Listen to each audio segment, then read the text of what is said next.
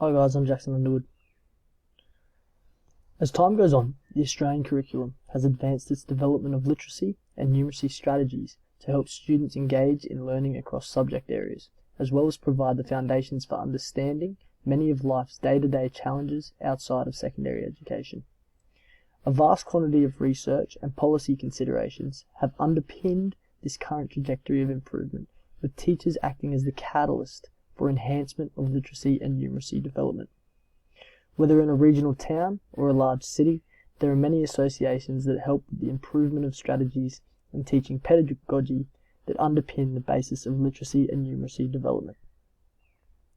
These associations aim to harness the evolution of technology and the ability of teachers to progress the capacity of students to problem solve and critically analyse information in order to communicate and express knowledge on a variety of subjects. This presentation aims to outline and discuss contemporary thinking regarding literacy and numeracy development of secondary school students in Australia. Drawing on an array of research and policy, the presentation will delve into some of the strategies and ideas that help enhance student literacy and numeracy skills, and will discuss the effectiveness of these strategies within the Australian education system. Before elaborating on these strategies, it is important to define what literacy and numeracy is. Often these two terms are just discussed as English and maths. However, they branch across not only all subjects at school, but all aspects of life. Literacy is the means in which students communicate ideas, and it broadly covers all realms of text that is written, spoken, listened to, and even conveyed. Literacy is used everywhere from communicating with family to reading street signs. It is an essential tool for navigating life. Numeracy, on the other hand, may seemingly be less featured in some subjects, and even day-to-day activities. Numeracy is defined as being able to use numerical skills, behaviours, and knowledge in a range of mathematical scenarios. Numeracy can be seen in data activities, including calculating sales at the grocery store, calculating distance from point A to point B, and even calculating time zone differences when travelling.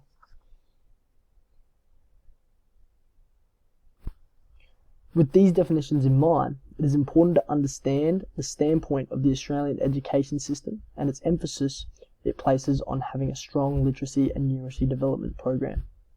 In Australia and many other countries, literacy and numeracy development are seen as crucial academic components of underpinning successful critical analysis of information, problem-solving ability, and communication abilities that are imperative to both academic success and real-world scenarios. For this reason, countless studies and policy documents have been created in order to produce high-functioning systems that ideally harvest student engagement and facilitate learning at a higher level. To support literacy development, Australian schools and teachers focus on providing a balanced approach that includes explicit teaching of reading and writing skills, as well as opportunities for students to engage in meaningful and authentic literacy experiences with classmates and the teacher.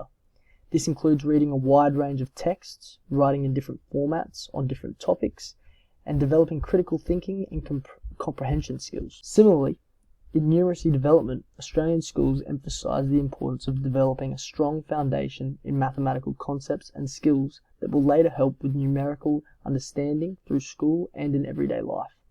This includes problem solving, reasoning, and applying mathematical knowledge to real-life scenarios. To support literacy and numeracy development, Australian schools provide targeted intervention and support for students who may be struggling. It is also an imperative role of teachers to work closely with parents and caregivers to promote a home-school partnership in fostering these skills. One of the main strategies that research suggests as an ideal teaching approach globally is the idea of explicit instruction. Explicit instruction identifies clear and concise tasks that promote smaller, more manageable directives that limit the likelihood of off-topic discussion and behaviour. Studies suggest that the breakdown of tasks increases the compliance and understanding of a topic, as there are fewer opportunities to forget or misunderstand content. This explicit instruction is specifically important when developing students' literacy and numeracy, as it allows for systematic progress of information, which ultimately creates long-term memory retention. The next strategy, often employed in Australian schools, is active engagement. AE is learning process that promotes literacy and numeracy outcomes as it affords students the opportunity to play a significant role in their own learning. This can include hands-on activities, group discussions, and problem-solving tasks that encourage critical thinking and application of knowledge. Research suggests that pairing this strategy with differentiated instruction also shows profound improvement in understanding and progress for all students. Differentiated instruction is a helpful strategy in improving students' literacy and numeracy, especially when the students are at different levels.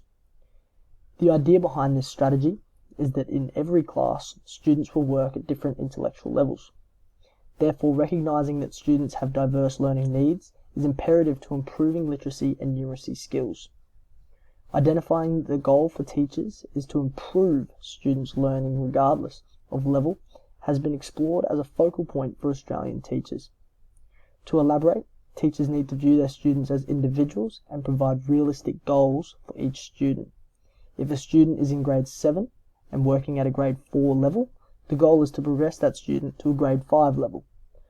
Contrastingly, if a student is in grade 7 and working at a grade 8 level, the goal is to progress that student to a year 9 level. For this reason, teachers may change instruction to meet individual student needs. This may involve providing additional support for struggling students or offering enrichment activities for those who excel. This is seen in a vast array of research and more recently policy, such as the Queensland Government's Inclusive Education Policy. This policy affords the right to learning of all students regardless of capability. With the ever-changing world becoming more technologically advanced, and the need to incorporate technology-based learning is becoming advancingly more essential. Educational apps, interactive websites, digital platforms, and the ability to reach a wide array of information in an instant has become a facilitator in the improvement of literacy and numeracy development. Research suggests that guiding students toward the proper and functional use of technology is set to increase literacy and numeracy across all students globally. Technology has also transformed formative assessment tasks, an ability to provide feedback as well as improve student comprehension of topics. To support this, the Australian curriculum acknowledges the role of technology and encourages the integration of technological assistance as a means for improving student development of literacy and numeracy. Whilst it is easy to provide strategies that help improve student learning, there is a plethora of governing organisations and subject associations that facilitate the professional development and standards that teachers must follow in order to be effectively teaching students. The main organisations that this presentation has discussed is ACARA, QCAA, and ACHPER, which is predominantly a HPE faculty. In Part B of this presentation, the focus will be on anticipating the challenges students may face in the comprehension and composing of texts in HPE and HPE's role in improving literacy and numeracy as part of a whole school system. The Australian HPE curriculum is centred around three main subtopics: personal, social, and community health. It then delves into the movement and physical activity, as well as lifelong physical activity and how these affect physical, social, and emotional well-being. The curriculum incorporates a range of useful skills that are transferable to everyday life and largely looks at critical and creative thinking, personal and social capability, as well as ethical understanding. These are not exclusive to HPE and help improve the ability of students across most of their other subjects as well. The subject of HPE also aims to incorporate an array of different cultures into the curriculum to embed a culturally inclusive program that allows students to learn from other cultures, such as the Indigenous and Asian people's sporting traditions. For example, the game Edda is used in Indigenous culture, and badminton from Asian people's culture. The Australian HPE curriculum outlines and gives guidance on how to develop students and the tasks that they should be able to complete relevant to their age. The first elaboration that is going to be looked at is the numeracy elaboration that expands to read as students participate in physical activity that develop health-related and skill-related fitness components and create and monitor personal fitness plans. This is for grade 7s and grade 8s. When reading between the lines, the way in which these personal fitness plans can be monitored as well as created is through the use of numerical data. Students may be required to construct rep ranges or set ranges for a gym program, or they may be required to calculate BMI at the beginning and end of a term.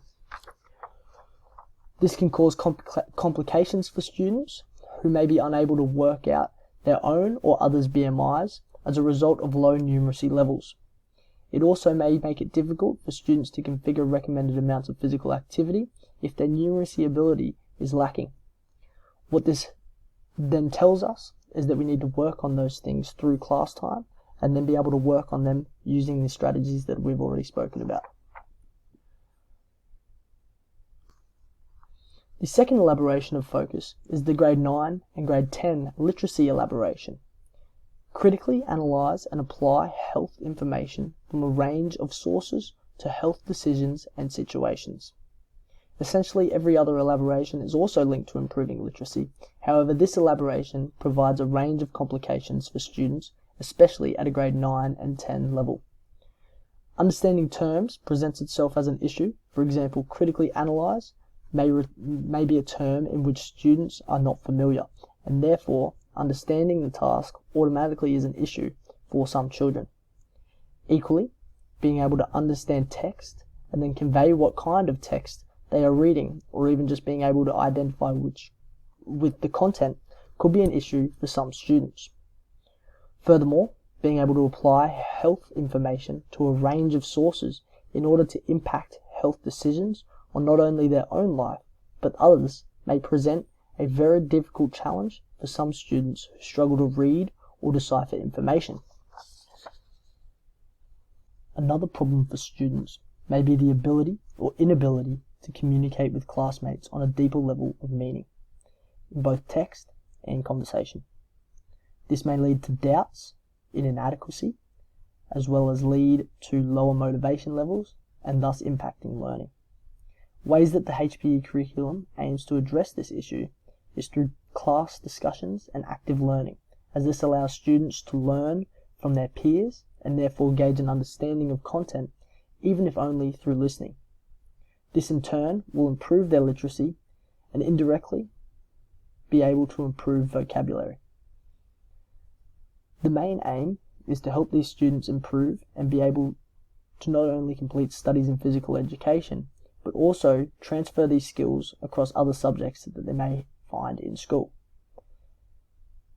The idea is for teachers to employ strategies that have been previously spoken about to improve the literacy and numeracy of students so they don't fall behind and can improve across all areas of life and can function without help once they leave school. To conclude, I'd like to show my bibliography and the things that I used in this presentation. I hope you enjoyed. Thank you.